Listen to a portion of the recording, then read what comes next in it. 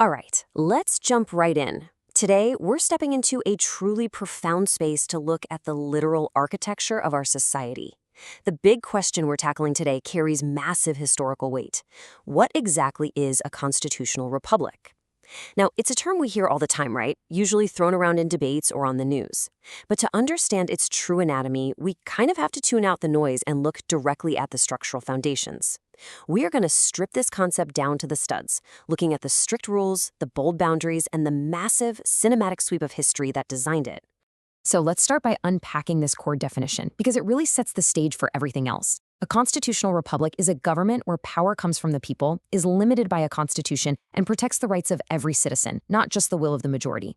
Look, that last phrase, that is where the real dramatic tension lies. It's absolutely crucial. We're talking about the vital distinction between a system where the majority can just do whatever it wants, and a system with absolute, unbreakable limits designed to protect everyone. It's not just majority rule, it's the rule of law. Freedom for all. To really grasp a constitutional republic, you have to picture it like a giant, complex, interlocking machine.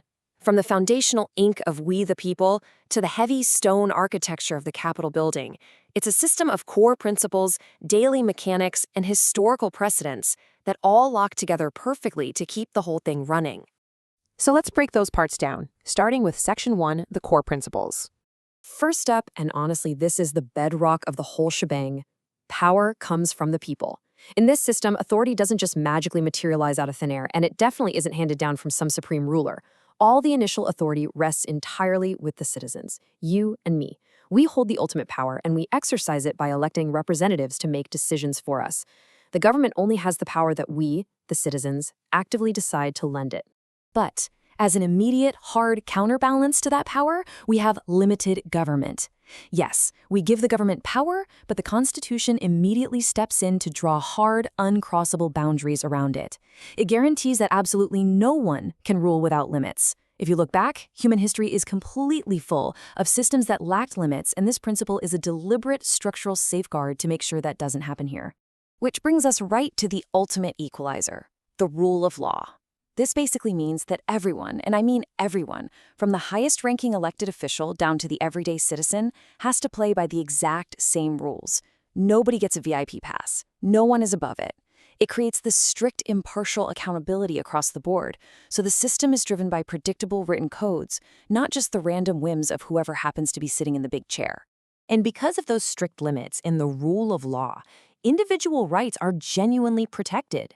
We're talking about your right to life, liberty, property, free speech, and religion. These aren't just temporary perks handed out by the state that can be snatched back on a bad day. These are ironclad, guaranteed rights that belong to every single citizen, shielded by the Constitution itself. And the final piece of the core principles is representative government. The elected officials sitting in those offices have a very specific job description. They represent us, not themselves. They're put there to serve the public's interests. They work for us, not the other way around, which, if you think about it, historically completely flips the old dynamic of rulers and subjects right on its head. All right, let's move on to Section 2, how it works in reality. In practice, all those principles build into this beautifully logical loop. Step 1, it begins in the voting booth, where citizens choose their representatives. Step 2, those reps actually get to work debating and making laws based on what the people need. Step 3, the Constitution, the supreme law of the land, acts as a massive filter, checking those laws and setting the ultimate limits. Step 4, the laws are enforced, with the courts making sure they actually align with our constitutional freedoms. And finally, Step 5, the people hold those leaders accountable through the next round of elections and civic engagement. So the whole cycle loops right back to where it started, with you. Now for some context. Section 3, Constitutional Republic versus Other Systems. Now, you hear these terms blurred together all the time, right? But here is the critical difference between a democracy and a constitutional republic. A pure democracy relies completely on majority rule. Decisions are made entirely by what 51% of the people want. But in that setup, the rights of the minority can actually be at huge risk if the majority decides to turn against them. A constitutional republic, on the other hand, specifically protects all citizens, completely regardless of what the majority might be yelling for on any given Tuesday. It does this through the established, unchanging boundaries of constitutional law. To really get it, it helps to look at what it's not. In a dictatorship, one person holds total power, with absolute zero accountability to the public. Under a monarchy, the people are totally bypassed and power is just inherited by a royal family. And under communism, the government literally owns everything, which heavily restricts or just flat out eliminates your individual freedoms. The common thread in all of these? Power doesn't come from the people, and there's nothing in place to limit it or protect them. And honestly, even a bare republic, a system without the constitutional part attached, has a massive flaw.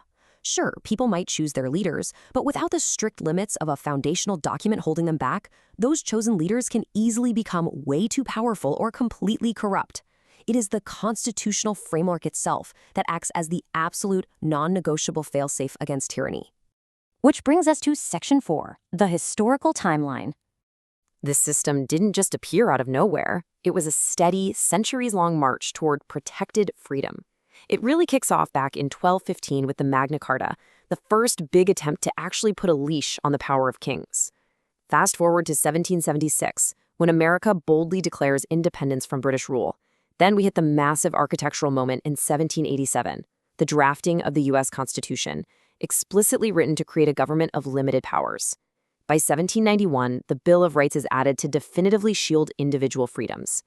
And that long road brings us right up to today, where this exact constitutional republic continues to stand as the ultimate guardian of those freedoms. And finally, the conclusion, the big aha moment. If you take one thing away today, let it be this. A constitutional republic balances freedom and order. Power comes from the people, but the Constitution makes sure that power is never unlimited. It's this incredibly delicate, brilliant balancing act. You have to give a government enough power to actually maintain order and keep things functioning, but simultaneously, you have to restrict it enough to ensure true freedom. It is literally an engineering marvel of human governance. So, here is the question I want to leave you with. The system is designed flawlessly on paper, right? But as we saw in that civic cycle earlier, it absolutely requires active participation to work. If this historical document exists to guarantee that power is never unlimited, then the final failsafe isn't actually just a piece of parchment, it's you. How are you going to use your voice, your vote, and your engagement to hold your leaders accountable today? Thanks so much for exploring this with me. Keep asking questions, and as always, keep seeking the facts.